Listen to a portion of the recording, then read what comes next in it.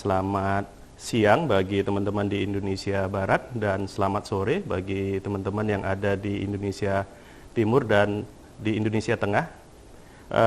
Perkenalkan, nama saya Irwansyah. Saya akan memfasilitasi dan menjadi moderator pada acara FGD kita.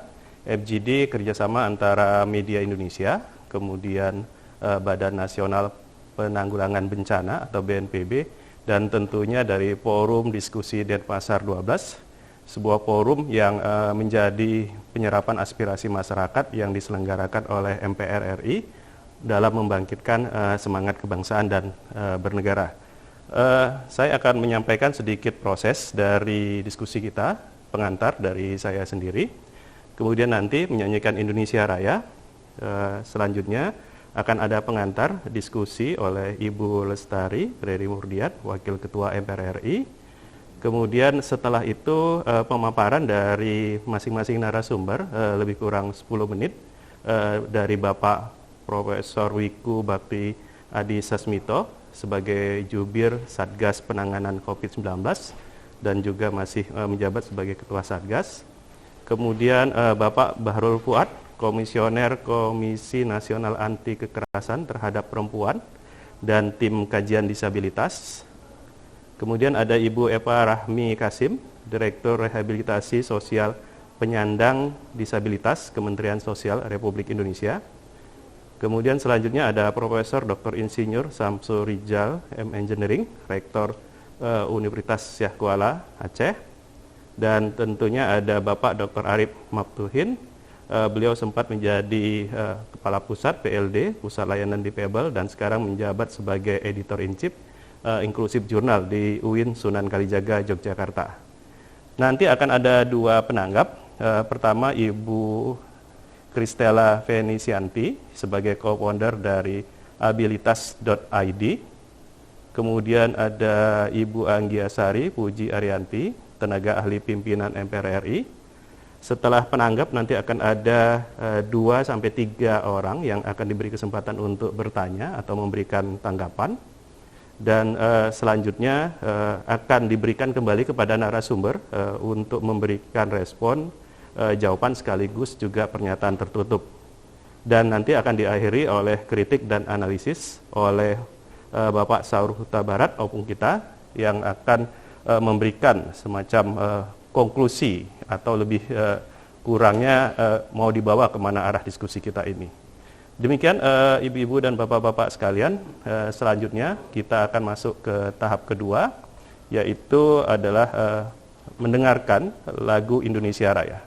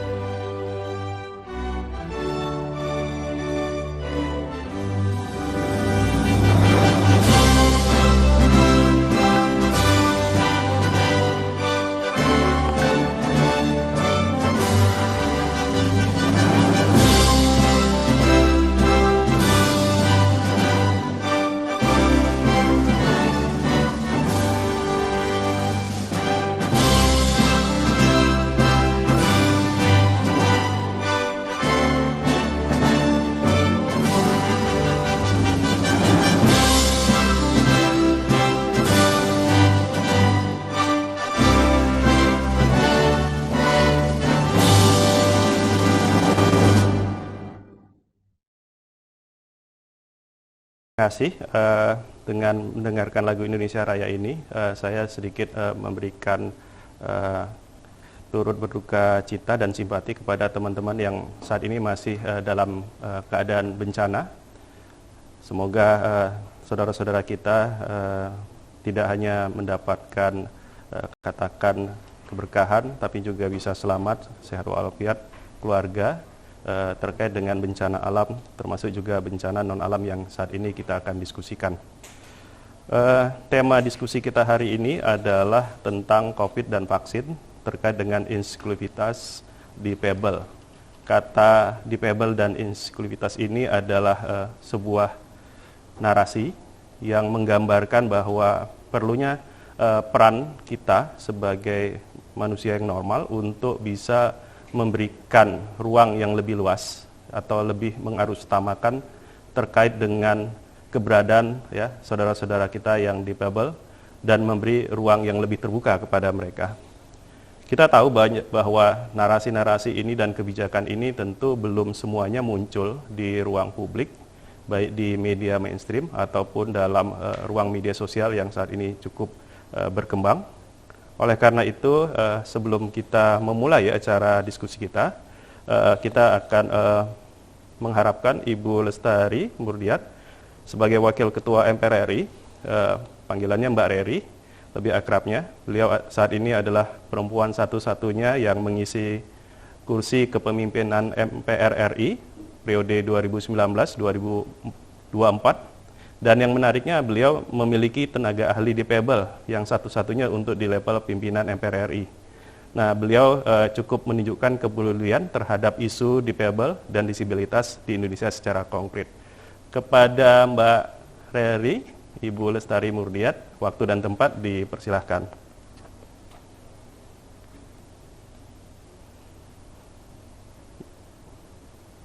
Mikrofonnya masih ditutup. Ya, sebentar. Iya, baru. Baik, Assalamualaikum warahmatullahi wabarakatuh. Selamat sejahtera bagi kita semua, observasi budaya pendidikan. Dan tentunya salam sehat. Tes, mohon maaf ini ada gangguan suara. Apakah suara saya terdengar? Masih terdengar, Mbak Reri?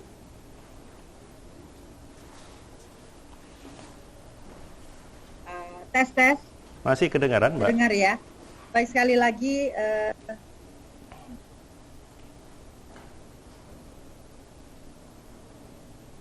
saya mohon maaf apabila ada ini di sini hanya mengalami gangguan koneksi.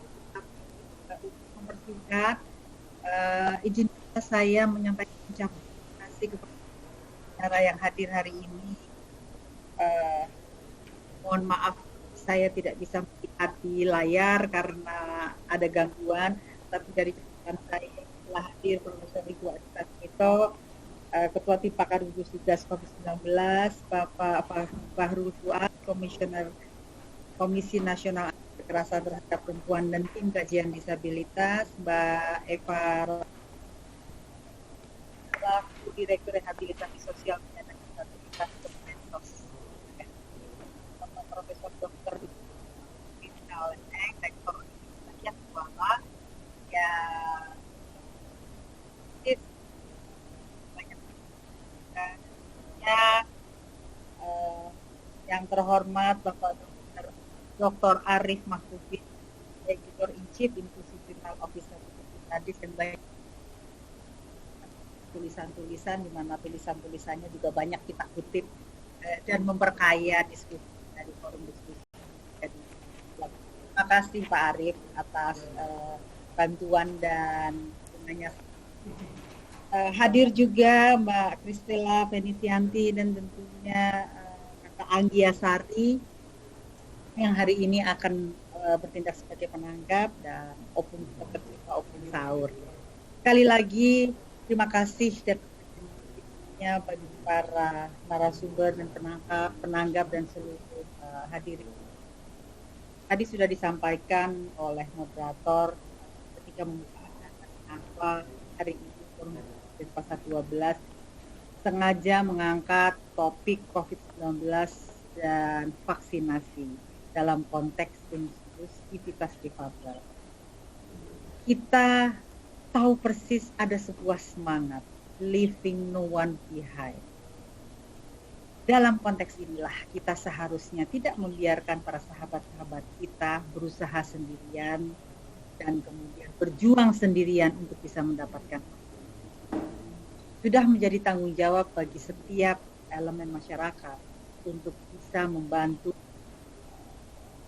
membuat sebuah gerakan bagaimana kawan-kawan kita mendapatkan kesempatan dan prioritas. Karena sesungguhnya seluruh warga negara Indonesia memang pada akhirnya mendapatkan vaksinasi. Tinggal sekarang pertanyaannya adalah kapan giliran akan. Hari ini Forum Diskusi Denpasar 12 ingin sekali mendapatkan penjelasan, gambaran, dan juga mungkin nanti berdiskusi bersama-sama mendengarkan baik dari sisi pemerintah sendiri, rencana kerja dan apa-apa yang sudah dilakukan, serta dari kawan-kawan para penyandang disabilitas. Suaranya juga perlu kita dengarkan sehingga pada akhirnya nanti dapat memberikan masukan kepada para pemangku. Kita tahu persis bahwa negara wajib melindungi segenap warga negaranya. Dalam Undang-Undang Dasar 1945 dalam pembukaan jelas sekali tertera dan tersebutkan. Kewajiban negara juga untuk memastikan agar semua warga negara memiliki rasa aman dan mendapatkan vaksinasi adalah salah satu hal yang dapat memberikan rasa aman kepada masyarakat dan khususnya kepada teman-teman penyandang disabilitas. Kita juga tahu persis bahwa kawan-kawan para sahabat difabel termasuk kelompok rentan. Beberapa daerah memang sudah menetapkan kebijakan bahwa sahabat difabel menjadi salah satu prioritas penanganan. Tapi apakah kemudian keputusan atau kebijakan yang diambil oleh daerah sudah dilaksanakan dan bisa menjadi kebijakan yang bersifat nasional, itulah salah satu hal yang ingin kita diskusikan dan mungkin nanti kita gali lebih jauh dengan para narasumber yang tentu bisa memberikan banyak masukan. Satu hal yang lain adalah kemarin kutipan ya, jika saya menggunakan kata kutipan, pernyataan yang disampaikan juga oleh Bapak Presiden Jokowi bahwa pemerintah mengakui ada hambatan pada proses sosialisasi. Kita memang tidak bisa menyalahkan karena kita tahu persis dari pertama COVID menyerang, semua gagap.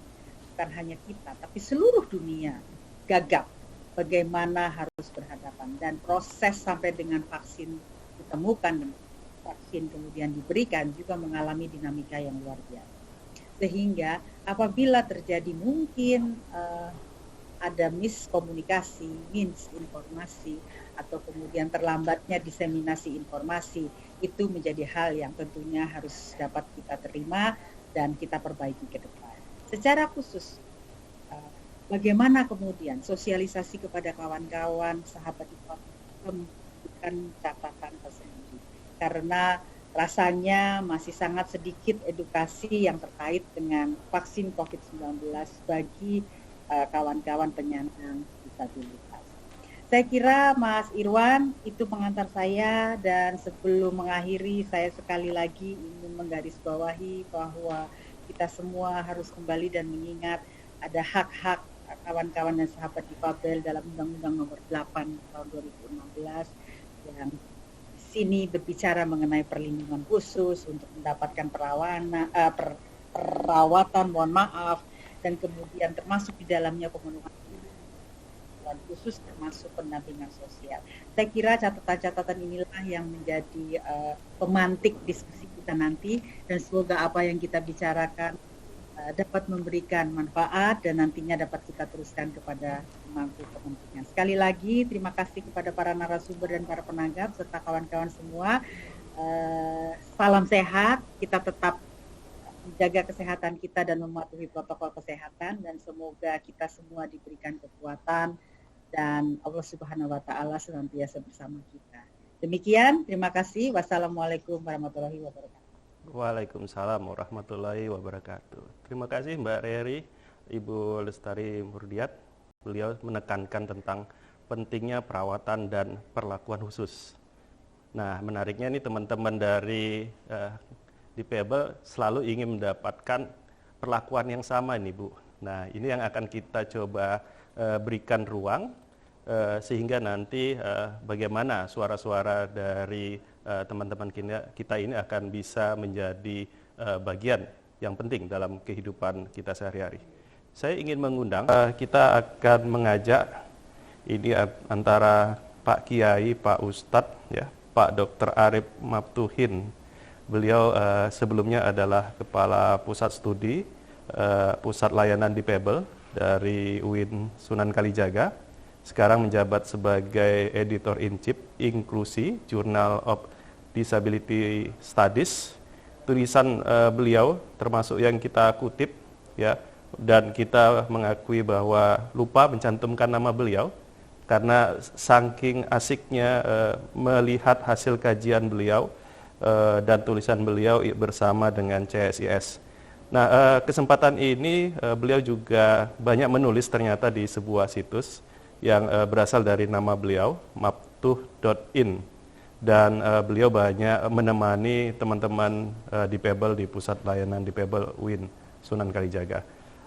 Kiranya Pak Dr. Arif, Pak Kiai ini, Pak Ustadz, kiranya bisa memberikan dengan pengalaman Pak Arif, ya, di masyarakat Difabel ini sebenarnya bagaimana yang harus diberikan kepada mereka. Silahkan. Mas Arif?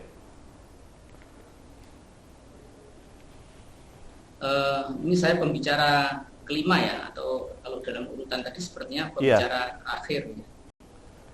Sebelum ditanggapi dengan yang lain. Itu perasaan saya persis sebagai orang Kementerian Agama. Jadi urutan kita selalu di akhir, terus kemudian tugas kita membaca doa.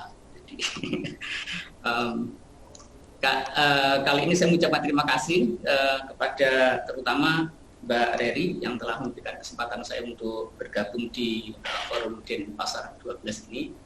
Adalah kehormatan bagi saya untuk bisa sharing di kesempatan sore hari ini.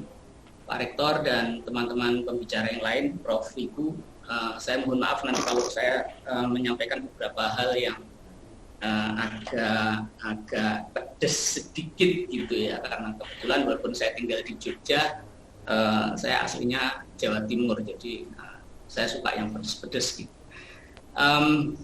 Izinkan saya untuk sharing sedikit untuk presentasi.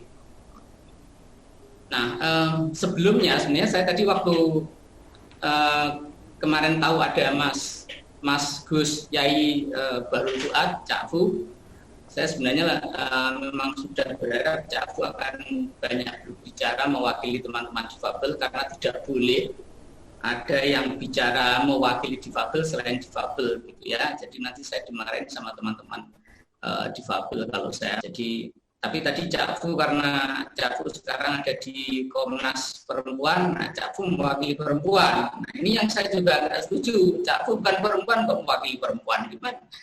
Tidak boleh mewakili perempuan kecuali perempuan, itu ya Cak Fu. Sama seperti tidak boleh mewakili difabel kecuali difabel. Cak Fu ini malah laki-laki yang mewakili perempuan. Ya, jadi ini saya kritik Cak Fu ya. Dan Cak Fu ini tidak berdisabilitas karena menurut beliau lembaga itu tidak perlu. Saya setuju Cak Fu, dan karena itu kemarin saya rencananya mau daftar, tapi gara-gara statusnya Cak Fu yang tidak mau memberi rekomendasi ya, kemudian saya mengundurkan diri, tidak jadi batal untuk menjadi anggota Komnas Penyandang Disabilitas itu. Saya ingat betul posisi itu, dan mungkin saya akan memikirkan lagi 5 tahun lagi kalau misalnya kesempatan berubah. Tapi sekarang saya setuju dengan Cak Fu untuk pada posisi mungkin perlu revisi dulu terkait dengan undang-undang Komisi Penyandang Disabilitas terutamanya peraturan. Oke, saya share screen. Saya hanya menyiapkan panggungan saja untuk bicara untuk beberapa hal yang saya kira memang saya akan menggarisbawahi beberapa hal yang kebetulan tadi untungnya itu belum disampaikan oleh pembicara sebelum saya. Sebagai pembicara terakhir, risikonya itu biasanya sudah habis dibicarakan oleh yang sebelumnya. Tapi beberapa hal yang saya siapkan, insya Allah belum dibicarakan. Karena fokus kita adalah tentang vaksin, maka saya akan memulai ceritanya juga dari vaksin. Dan saya sebentar, maaf, saya tutup pintu saya sebentar.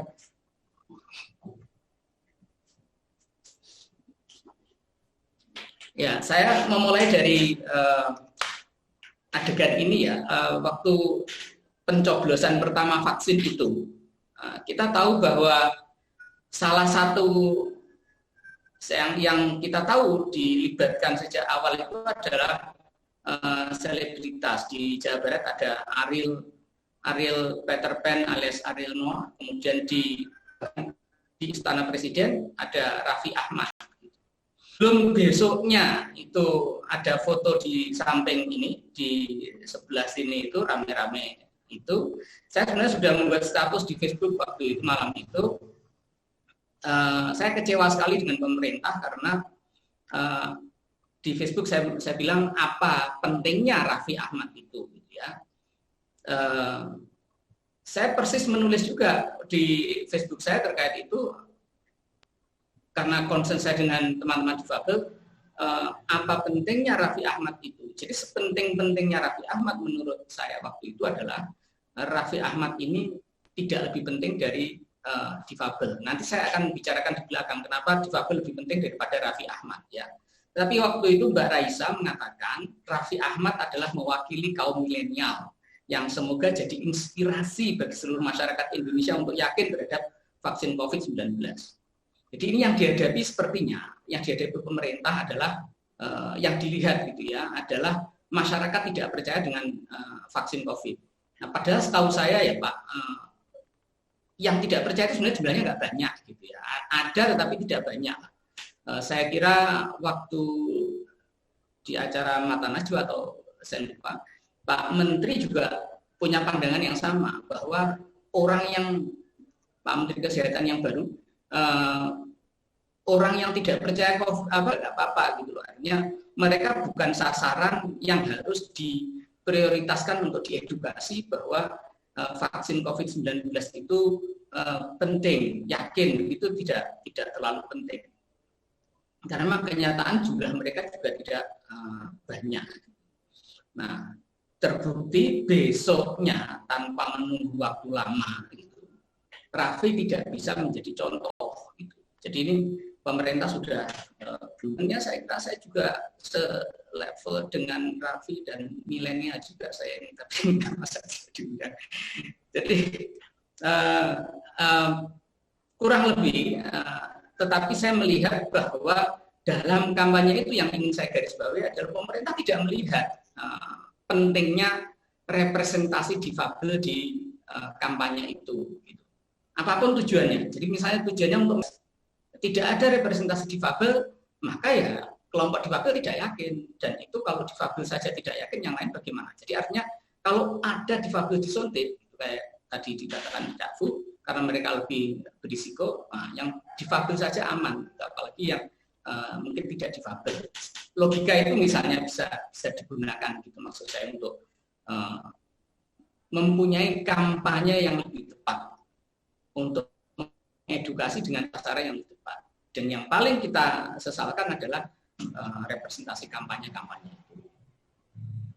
Nah, coba kita lihat seberapa penting sebenarnya orang seperti Raffi Ahmad itu untuk ditonjol-tonjolkan gitu. Kalau kita mengacu kepada ethical consideration yang dibuat oleh WHO.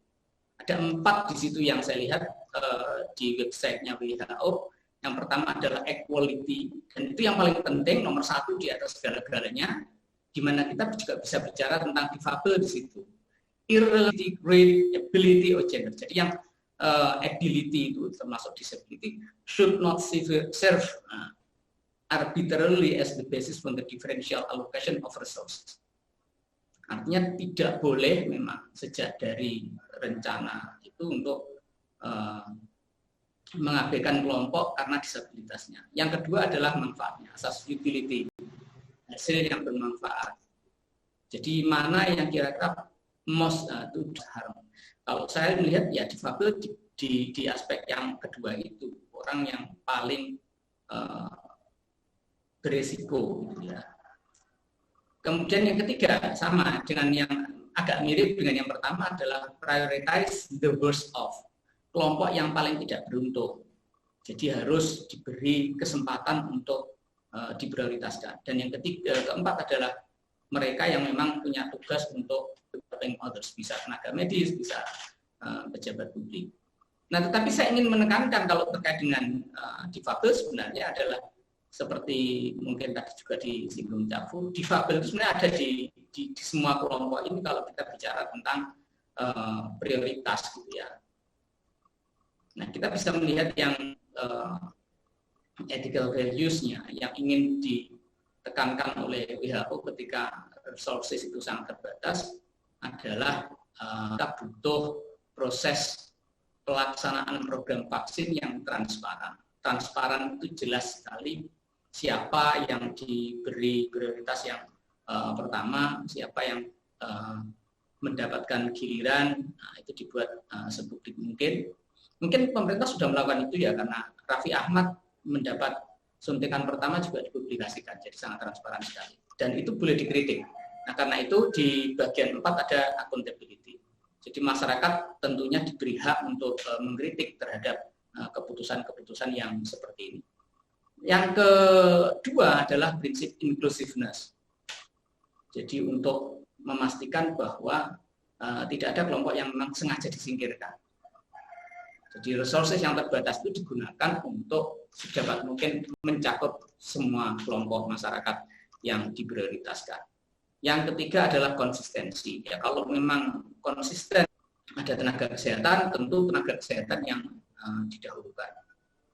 Nah, yang ini yang mungkin kita agak kaget karena kebetulan ada kasus di Jakarta Utara itu yang seleb Instagram The Crazy Rich Jakarta Utara itu yang kemudian mendapat, saya tidak tahu bagaimana kok bisa-bisanya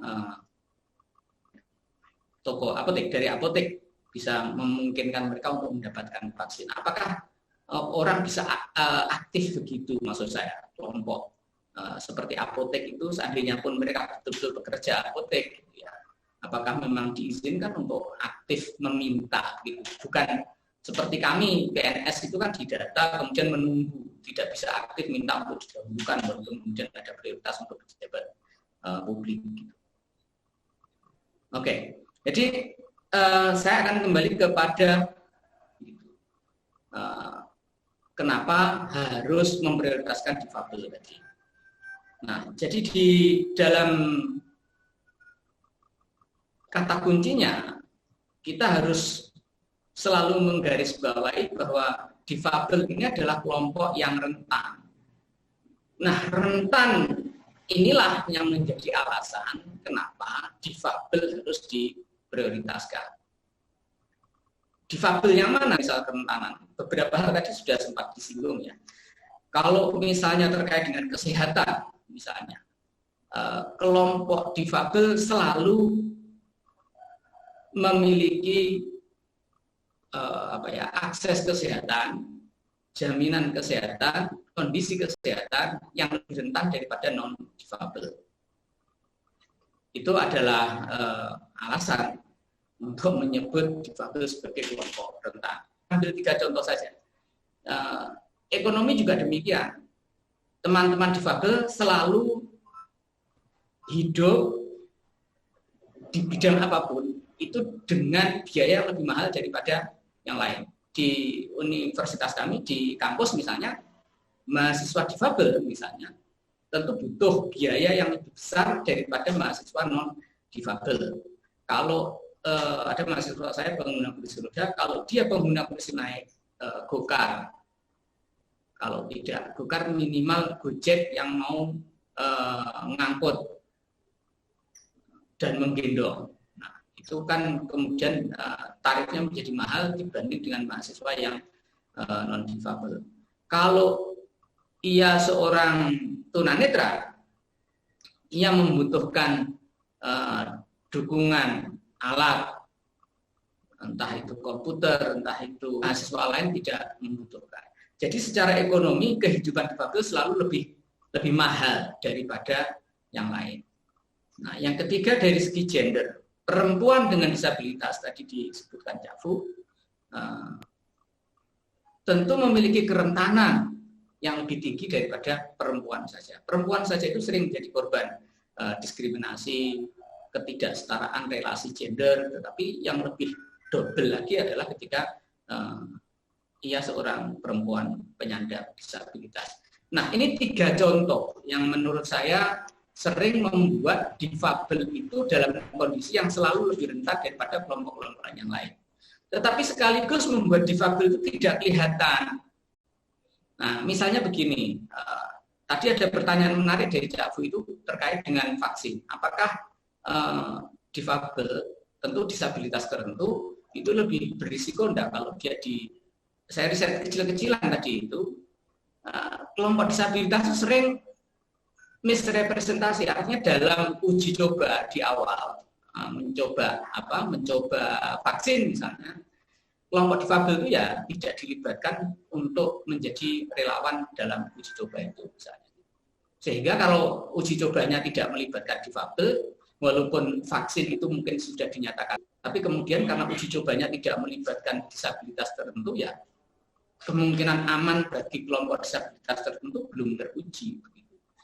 Karena itu memang disabilitas dan penyandang disabilitas menjadi kelompok yang sering lenyap gitu ya. Jadi kalau ada yang tadi ditanyakan Cak Fu, menarik tadi sebenarnya, ada nggak data yang dimiliki pemerintah terkait korban COVID penyandang disabilitas? Nah, ini menarik. Kenapa itu orang yang anti COVID ya, itu kan sering membuat cerita ODGJ, orang dengan gangguan jiwa, ODGJ misalnya, itu nggak kena COVID. Jadi kalau pengen tidak kena COVID ya seperti ODGJ saja gitu. Nah, argumen seperti itu kan dasarnya bukan fakta, itu hanya asumsi saja gitu ya. Pertama, karena siapa sih yang ODGJ yang sakit misalnya datang ke puskesmas? Enggak juga kan. Jadi orang dengan gangguan jiwa tidak akan lapor kalau dia sakit. Nah, yang kedua, mungkin karena dia mengalami gangguan jiwa, dia tidak ada kontak dengan atau kontaknya dengan manusia lain menjadi lebih terbatas. Nah, karena COVID itu sangat mudah menyebar, kalau kita kontak dengan orang lain, ya tentu saja mereka menjadi kelompok yang rentan dengan kena gangguan kena penularan di COVID ini. Jadi kalau saya argumenkan ringkasnya, misalnya 3 kerentanan ini menjadi alasan bagi kita untuk memprioritaskan difabel dimanapun kelompok prioritas itu ada. Jadi misalnya kalau sekarang pemerintah memprioritaskan tenaga kesehatan, maka tenaga kesehatan difabel harus didahulukan daripada tenaga kesehatan yang lain. Kalau maka ASN difabel harus dahuluan daripada ASN yang lain. Dan seterusnya di masing-masing kelompok yang akan dapat giliran untuk mendapatkan vaksin itu secara berurutan berdasarkan kelompok masing-masing. Nah, saya kira itu paparan singkat saya. Semoga apa yang saya sampaikan ini bisa memberikan tambahan dari apa yang tadi sudah disampaikan oleh kekurangan. Assalamualaikum warahmatullahi wabarakatuh. Waalaikumsalam warahmatullahi wabarakatuh. Terima kasih Mas Arif. Terima kasih. Catatan kita memang representasi yang sifatnya lebih prioritas kepada teman-teman difabel, terutama tidak hanya dalam penanganan COVID, protokol kesehatan, dan tentunya adalah vaksin ke depannya. Terima kasih Mas Arif. Selamat sore Mas Joni Yulianto. Baik, ibu-ibu dan bapak-bapak sekalian, teman-teman difabel yang hadir pada hari ini, kita akan masuk jawaban, respon, tanggapan, sekaligus juga pernyataan penutup atau closing statement nanti dari narasumber. Saya agak memutar, mohon maaf Prof. Wiku, saya akan menempatkan Prof. Wiku di terakhir, ya. yang nanti juga bisa menjawab sekaligus juga memberikan kata kunci pamungkas dalam diskusi kita yang nanti akan juga dikritik dan dianalisis oleh Bang Saur Huta Barat atau Opung Saur Huta Barat. Saya akan memulai kepada Pak Ustadz kita, Mas Arif, silahkan memberikan tanggapan dan responnya terkait dari dua penanggap dan dua penanya yang sebenarnya memfokuskan bahwa sebenarnya bagaimana difabel ini harus ya diberikan ruang dalam kebijakan-kebijakan yang ada. Silakan Mas Arif. Terima kasih. Mas. Untung ada Mas Joni ya, yang mengingatkan kita tentang prosedur, dan saya ingin menggarisbawahi apa yang disampaikan saja tadi oleh Mas Joni, bahwa dalam kondisi pandemi selama ini memang paling lemah. Jadi saya orang di pendidikan misalnya, dan punya anak-anak yang sekolah. Tetapi bagaimana akhir sekolah mereka saja, itu sampai hari ini kita belum tahu kebijakannya. Jadi misalnya kebijakan dari pendidikan itu baru beberapa hari yang lalu ya, terkait dengan tidak ada ujian dan seterusnya. Jadi menunggunya itu terlalu lama.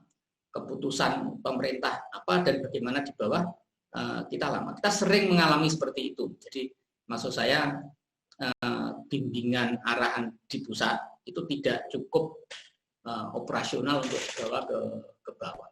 Nah, demikian juga kita akan merasakan hal yang sama kalau kita bicara tentang difabel dan bagaimana hak-hak difabel tadi yang sudah kita bicarakan tadi itu menemukan aturan-aturan operasionalnya di bawah. Jadi saya setuju dengan Mas Joni, dan saya kira salah satu poin penting yang harus kita titipkan ke Prof. Wiku adalah soal prosedur ini, agar teman-teman difabel terutama itu mendapat jaminan bahwa dimanapun mereka berada, itu prosedur itu memang ada hitam di atas putihnya, yang kalau ada apa-apa itu bisa ngomong ini loh aturannya, gitu kan. Sehingga prosedur itu bisa menjadi alat ukur bagi teman-teman untuk mengkomplain layanan jika hak mereka tidak terpenuhi. Saya kira itu saja Mas Irwan, saya kembalikan waktunya, terima kasih. Ini gaya kiai yang langsung mengarahkan kepada Prof. Wiku nih. Saya mengundang Prof. Wiku untuk memberikan tanggapan dan jawabannya, dan mudah-mudahan juga closing statement. Prof, silahkan. Baik, terima kasih Bapak Ibu sekalian. Semua yang disampaikan memang hal-hal yang penting, dan saya ingin menyampaikan begini. Memang sudah hampir satu tahun sekarang Indonesia menghadapi pandemi ini, dan belum ada tanda-tanda secara global juga kondisinya membaik. Artinya respons dari setiap negara bervariasi dan semua masih struggle untuk bisa menghadapinya. Apalagi kalau konteksnya Indonesia, ini adalah bencana non-alam dan kita secara bersamaan juga punya bencana alam, banjir dan lain-lain.